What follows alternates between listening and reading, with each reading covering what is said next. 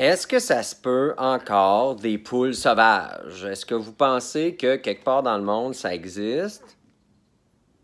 En fait, oui, ça existe encore. Ça existe en Asie du Sud-Est, notamment, peut-être même en Amérique du Sud, mais à tout le moins en Asie du Sud-Est. Puis moi, j'aime beaucoup ça, regarder le comportement de ces animaux-là à l'état sauvage pour voir à quel point ça peut influencer leur comportement aujourd'hui, à quel point elles peuvent reproduire des comportements qu'elles expriment dans la nature.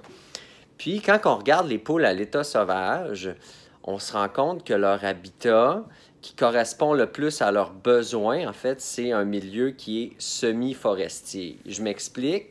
La poule va vivre à l'orée de la forêt en général, juste à côté de la prairie. Donc, ça va lui donner accès aux deux environnements, aux deux écosystèmes. Puis ça va répondre notamment à son besoin de diversité alimentaire. Elle va aller chercher autant de la nourriture dans le bois que dans la prairie. Puis aussi, l'avantage d'avoir accès à la forêt, c'est le suivant, c'est que la poule étant assez basse dans la hiérarchie, dans le règne animal, je dirais, là, c'est-à-dire qu'il y a beaucoup de prédateurs qui s'y intéressent, je vais dire comme ça.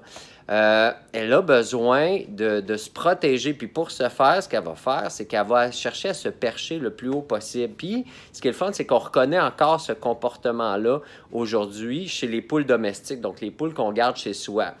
Donc voilà. Puis pour faire un petit lien avec la permaculture, je vous ai parlé, il y a le milieu forestier, il y a le milieu de la prairie, mais il y a comme l'interface entre les deux qui, en permaculture, on va chercher à maximiser absolument. On appelle ça l'effet de bordure. En fait, c'est que on va essayer de créer, par exemple, des jardins qui ne sont pas linéaires, qui sont courbes, pour avoir le plus de bordure possible. Pourquoi? Parce qu'on se rend compte dans la nature que ce lieu d'échange-là, c'est un lieu qui est très riche. C'est-à-dire que si je reprends l'exemple de la forêt puis de la prairie, vous avez des espèces, des animaux puis des plantes qui vont vivre dans la forêt spécifiquement. Il y en a d'autres qui vont vivre dans la prairie. Ces deux-là peuvent vivre également la plupart du temps dans le milieu limitrophe, l'interface entre les deux, en plus d'espèces qui vont être spécifiques à ce milieu-là. Donc, c'est un milieu qui souvent est hyper riche. C'est là qu'on retrouve beaucoup d'interactions, donc une vie qui est trépidante et qui est abondante. Donc, les poules peuvent bénéficier de ça aussi à l'état naturel.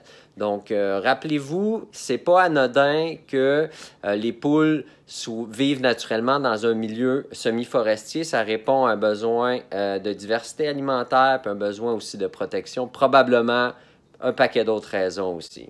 Bonne journée.